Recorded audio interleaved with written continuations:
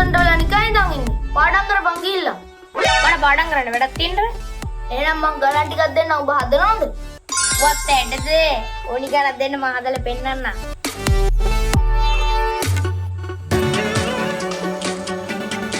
මේ ගණන් ටික හදන්න වෙනවා.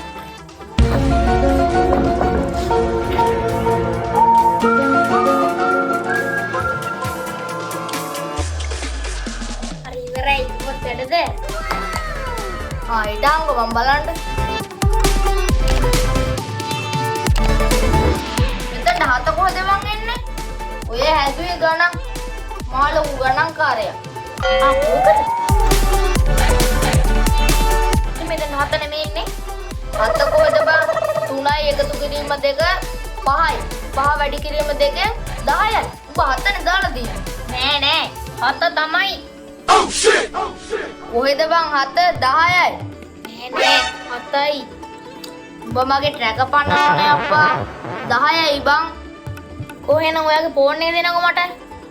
ඒ මොකටද?